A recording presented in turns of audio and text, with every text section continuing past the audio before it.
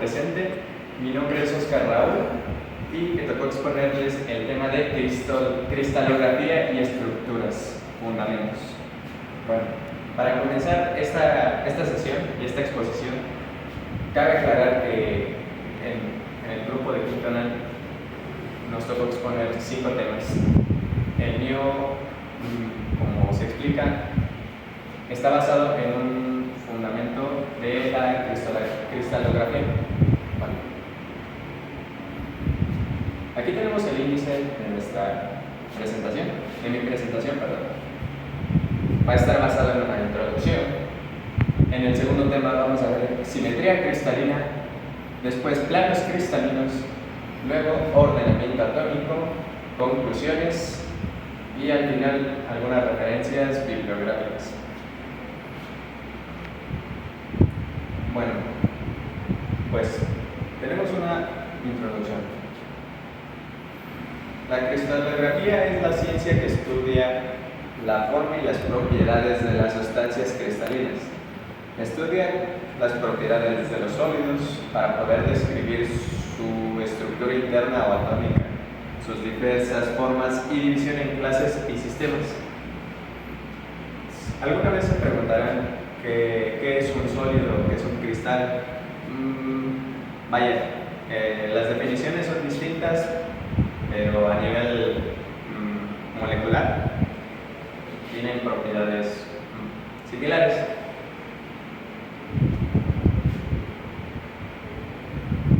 Nuestra importancia de la cristalografía en varias ciencias radica en estudiar la simetría cristalina, los planos atómicos y el ordenamiento de las nanopartículas, bueno, en este caso átomos, dentro de una red cristalina. La cristalografía nos da herramientas para predecir y modificar las propiedades de los materiales. En base a estos conocimientos, es fundamental en áreas como la química, física, biología, medicina, ciencia de materiales, nanotecnología, electrónica, farmacéutica, metalurgia y biotecnología.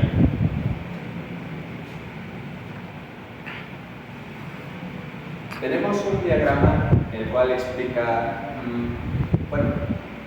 juntamos las ciencias que están apegadas a la cristalografía o tienen algún uso o alguna aplicación dentro de su rama y enfocadas también en la cristalografía. Tenemos a la toxicología en ciencias ambientales, la química, como ya se mencionó, las matemáticas, en la informática, en la física, en bioquímica y biología molecular, la agricultura y ciencia de los alimentos. Muy recurrentemente la utilizamos en biología, en biomedicina y medicina general. Una aplicación muy importante dentro del área de nanotecnología se encuentra en la ciencia de los materiales, en las nanociencias y, en nanotecnología. La referencia es diagramas sobre las ciencias relacionadas con la cristalografía y en las que incluye esta ciencia, de Muñoz, en 2015. Bueno, para comenzar con el primer tema, tenemos a la simetría cristalina. Estas imágenes son representativas ajenas o a cristales que vienen siendo óxidos de aluminio y intersticios de otros elementos. Y aquí una representación de una estructura. Bueno, para comenzar, los tipos de simetría. La simetría cristalina se refiere a las reglas geométricas que determinan la forma externa de un cristal y están relacionadas con su estructura interna. Cuando una celda se traslada en una dirección, que en este caso la celda sería esta imagen de aquí. Cuando una celda se traslada en una dirección, o sea, ya sea en el eje X, Y o Z, el patrón completo del cristal se repite sin cambiar. Esta es la simetría que da origen a nuestra estructura periódica. El primer tipo de simetría que vemos aquí es la traslación, que es el movimiento de un patrón a lo largo de una dirección específica a una cierta distancia, y al hacerlo el patrón queda idéntico a lo original, lo que se explica en este imagen. Es un principio, solamente es el plano, y digamos que recorre el eje Y y va repitiéndose capa, pero de forma horizontal porque va en el eje Y. La referencia es un plano cristalográfico o trípode sin pecho. El segundo tipo de simetría lo tenemos con la rotación. El plano se repite al rotarlo un cierto ángulo. Este puede ser de 90, 140, son 45, 90, 135 y 180 grados alrededor de un eje. Se permiten rotaciones con esta fórmula. Son 360 grados sobre n, donde n puede ser 1, 2, 3, 4, 5 o 6.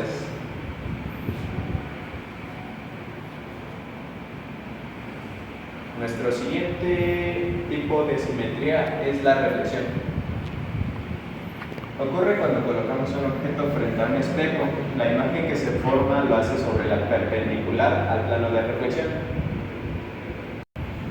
Un ejemplo muy básico que podremos representar sobre este tipo de simetría sería cuando tú te ves en un espejo, pero ves tu lado izquierdo en el lado derecho y tu lado derecho en el lado izquierdo.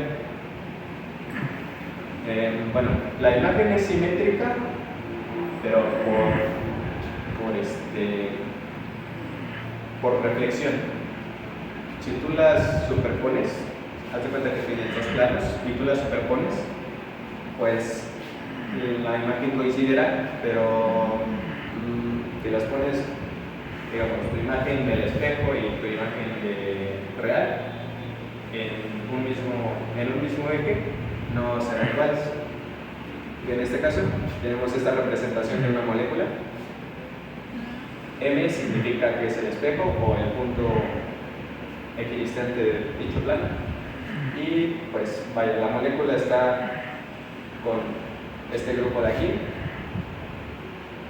Y pues al otro lado del espejo encontramos esa misma molécula, pero con una posición cerca del espejo. Esta sería la distancia equidistante, de aquí a acá.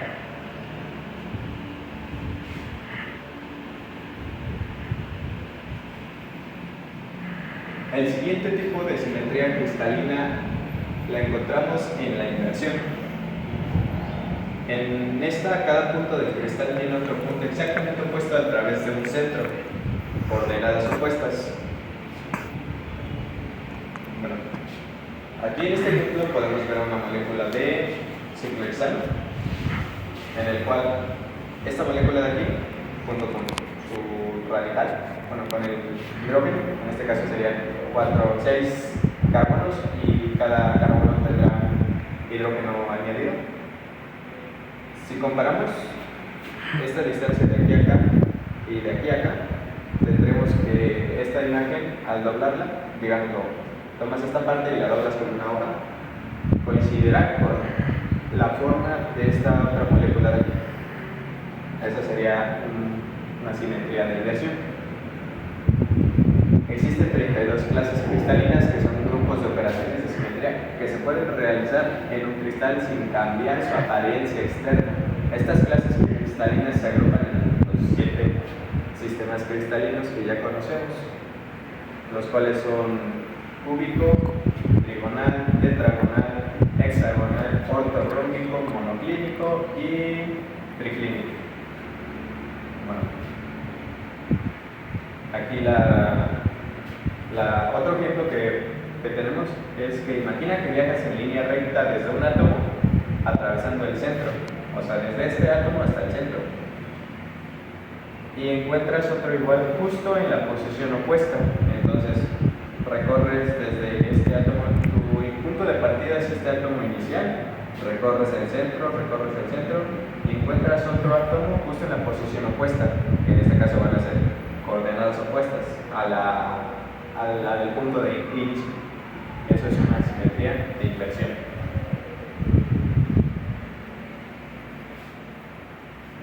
Bueno, esta es la definición de lo que es un cristal. Un cristal es la forma poliédrica regular limitada por caras lisas que adquieren un compuesto químico bajo la influencia de sus fuerzas interatómicas. Hay tres tipos de cristales dependiendo de sus fuerzas interatómicas. Sería el primero, el cristal euétrico. Si se desarrolla con todas sus superficies planas correctas. En este caso, pues, la representación de un euédrico sería la sal de mesa o cloruro de sodio. Seguimos con el cristal subédrico.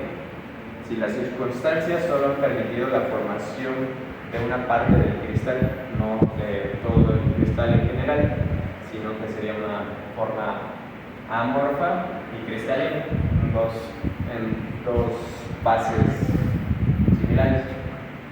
Bueno, no similares, pero sí distintas. Y el tercer tipo sería un cristal anédrico, si no presenta ninguna de las caras. Básicamente sería un cristal, un material amorfo que no presenta ninguna fase y ningún tipo de ordenamiento atómico.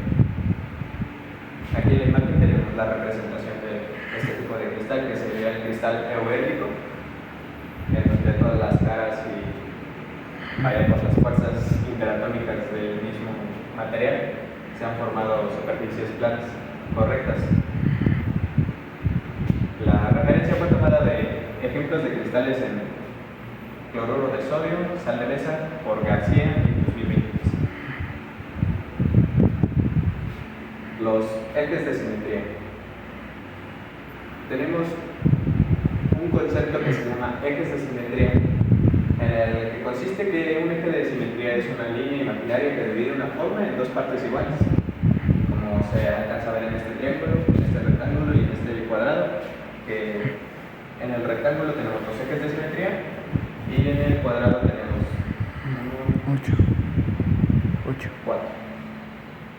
4 ejes de simetría.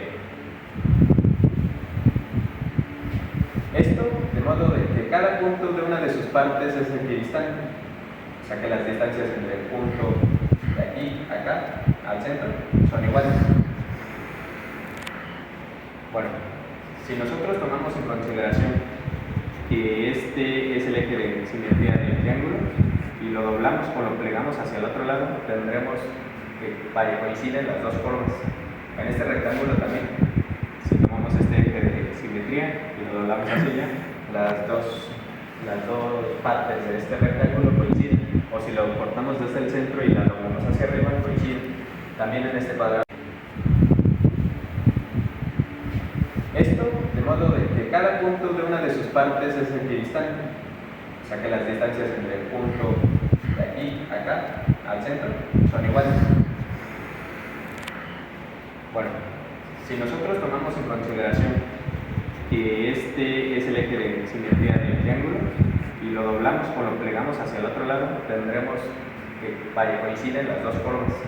En este rectángulo también, si tomamos este eje de simetría y lo doblamos hacia allá, las dos partes de este rectángulo coinciden, o si lo cortamos desde el centro y la doblamos hacia arriba, coinciden. También en este cuadrado de aquí,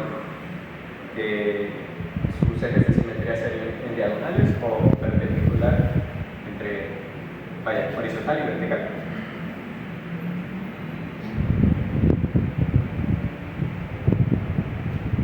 El siguiente concepto que vamos a ver se llama planos de simetría.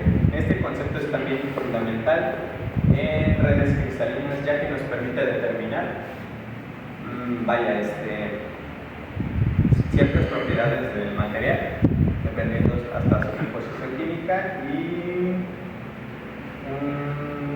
dureza o resistencia. Bueno, un plano de simetría es una línea imaginaria que divide una figura en dos partes iguales y simétricas. Se utiliza en matemáticas y geometría y es en la descripción de objetos tridimensionales. En otras palabras, si puedes soplar una figura a lo largo de un plano y las dos mitades coinciden exactamente, esa línea es un plano de simetría. Vaya, para ejemplificarlo tenemos el plano más sencillo, que sería en forma perpendicular a una cara de un sistema cristalino, que en este caso sería un cúbico simple, y tenemos este plano de aquí, que sería perpendicular a esta cara de acá, o paralelo a esta cara de acá, perdón. Este plano de aquí pasa por la mitad de esa estructura cristalina y tiene un patrón repetitivo en el cual el corte de cada punta del sistema cristalino representa la posición atómica de cualquier elemento dentro de esta misma red. El centro de simetría es otro concepto que es muy importante para entender a la cristalografía.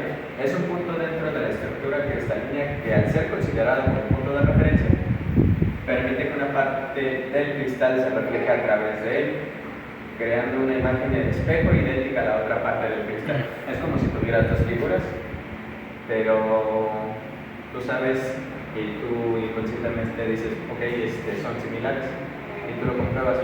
Entonces tú tomas esta pieza de aquí y la intentas mover en cualquier lado y digamos que rotas esta y encuentras que es similar a esta, pero mantienes a las dos figuras en sus posiciones originales y solo calculas desde la punta a punta de la imagen que coincide y la punta a punta y la punta a punta, y entre las líneas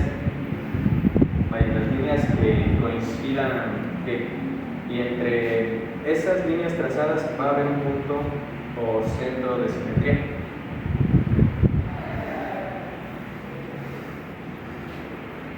Y bueno, este concepto de aquí es el cierre del segundo tema que estamos viendo en esta presentación. El segundo tema que vamos a ver son los planos cristalinos. Aquí hay algunas representaciones de los planos cristalinos que, bueno, ya se hablaron anteriormente, que son patrones repetitivos dentro de una celda.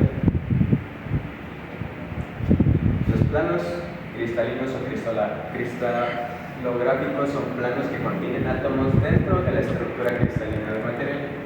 Se identifican utilizando los índices de Miller, que son el inverso de las intersecciones del plano con los ejes cristalográficos. Estos planos son importantes para comprender las propiedades y el comportamiento de los cristales, como ya lo mencioné. También definen propiedades como dureza, resistencia o conductividad o la propiedad de elongarse. Muchas propiedades de un material dependen de la orientación de estos planos. El concepto que ya denotamos en el anterior para definir o para encontrar un plano cristalográfico es un índice de Miller. Los índices de Miller son un sistema de notación utilizado en cristalografía para identificar planos en estructuras cristalinas. Se representan con tres números, H, K y L, que corresponden a los recíprocos de las fracciones de intersección del plano con cualquiera de los ejes, ya sea X, Y, y Z. Si un índice es 0, el plano es paralelo al eje correspondiente. Los índices negativos se indican con una barra sobre el número. Para Para este caso, cuando encuentras un índice con 0, es porque el eje con el que está cortando se encuentra justamente en el inicio del punto de origen. Para este punto podemos hacer cálculos o podemos tomar un sistema de referencia diferente dentro del mismo sistema cristalino. Hagamos de cuenta que tenemos nuestro punto de referencia en este centro, que sería 0, 0, 0, pero si nuestro plano cristalino corta aquí, podemos mover este punto de referencia a este lado o a este lado. La notación, pues, es comprendida para este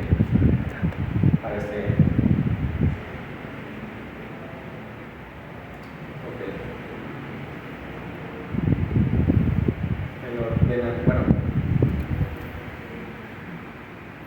antes de avanzar al otro tema, quiero darles otra explicación sobre cómo utilizar los índices de nivel y cómo identificarlos en esta imagen de aquí. Intentaré agrandarlo. Bueno, no sé si se alcanza a ver. Más o menos. Sí. Okay. Bueno, vemos el cubo y diferentes notaciones que en este caso contienen 3 valores. Tomemos como referencia el 0, 0, 0, que en este caso sería este punto central.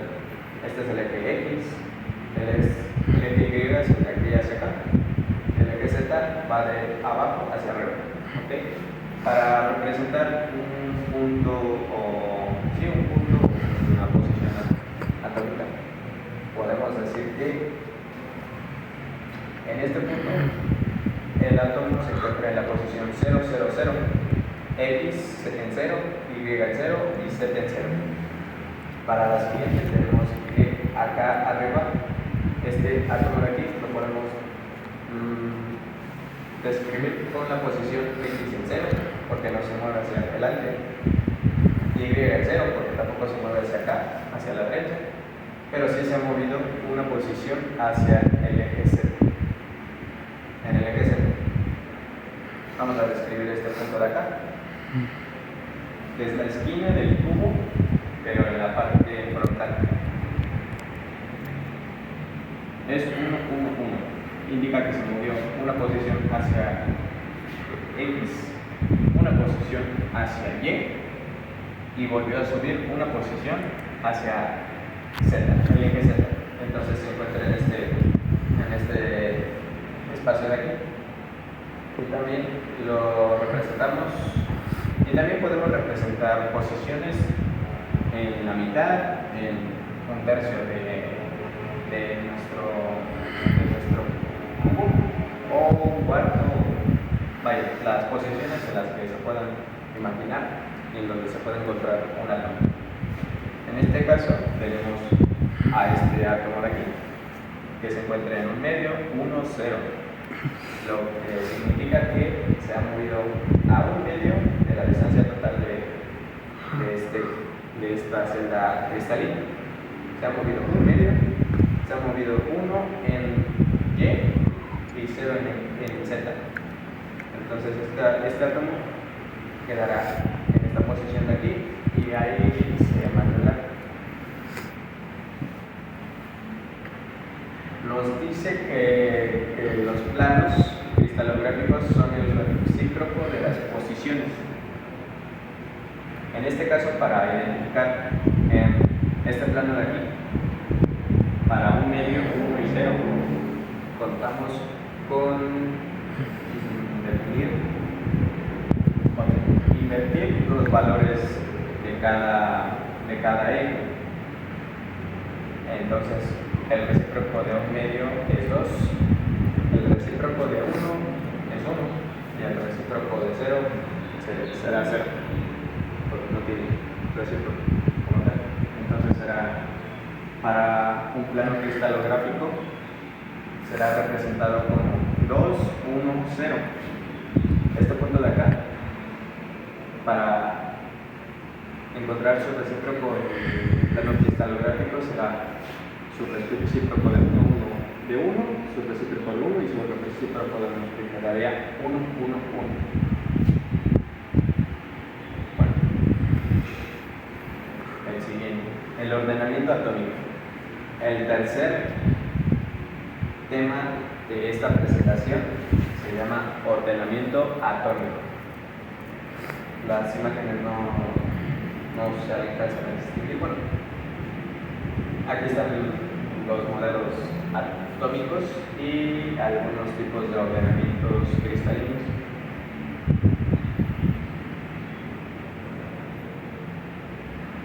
Bueno, tenemos a un ordenamiento atómico de corto alcance. Un ordenamiento atómico se define como la distancia en la que se encuentran distribuidas varias moléculas o varios átomos o varios elementos dentro de un espacio general.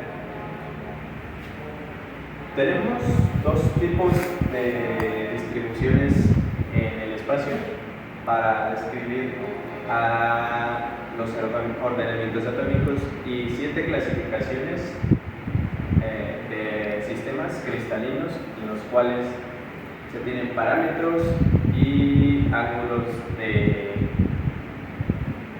¿Qué pusiste pausa? Ok, ponle pausa.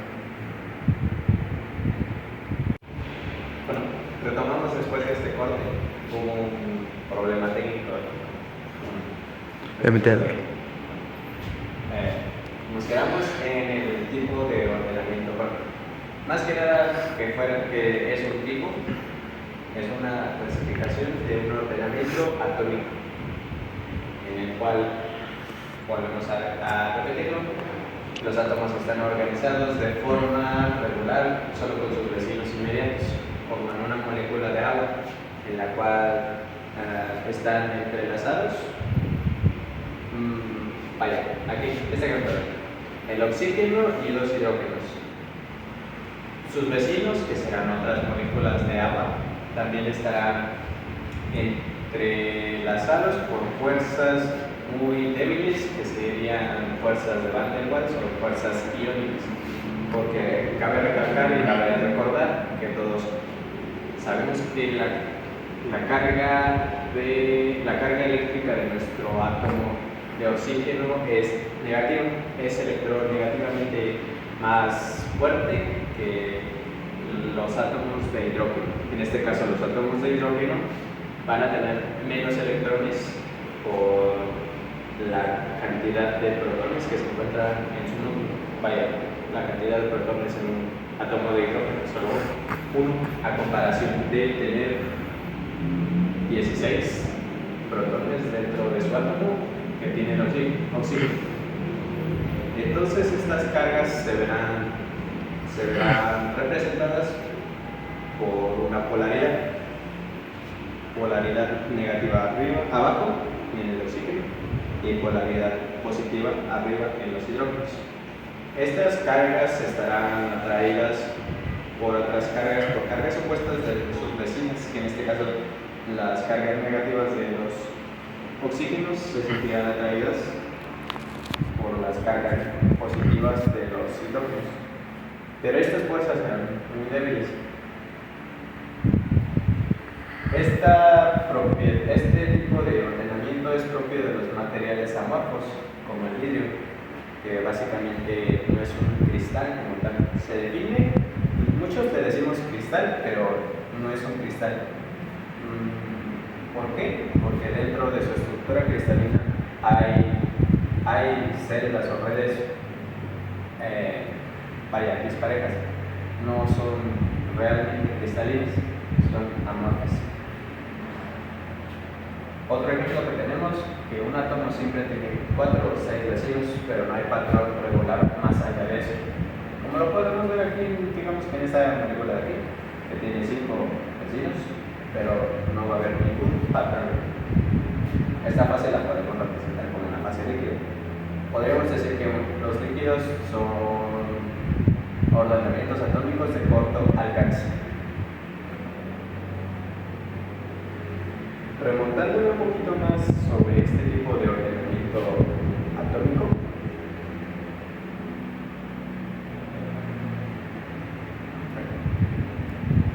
en el tipo de simetría cristalina por reflexión, tenemos en cuenta que dentro de un líquido tenemos a estas moléculas de agua. Bueno, el ejemplo del agua.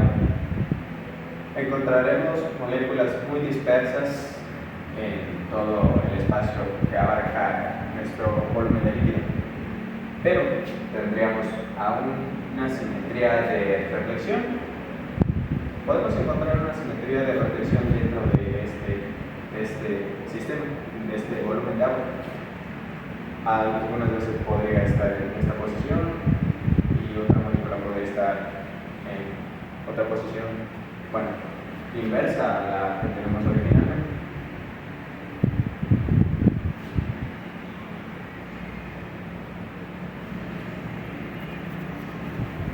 Seguimos con un ordenamiento de largo alcance. A diferencia de lo que se escucha tipo corto alcance o largo alcance, yo al principio pensé que el ordenamiento de corto alcance era determinado por un sistema cristalino, pero no, es al revés. El largo alcance tiene la característica de que sus átomos y la estructura del material sí tienen relación y sí tienen un patrón consecutivo dentro de todo el material. La estructura se repite periódicamente en todas las direcciones del espacio, propio de los materiales cristalinos o metálicos, como el cuarzo, el cloruro de sodio o el hierro.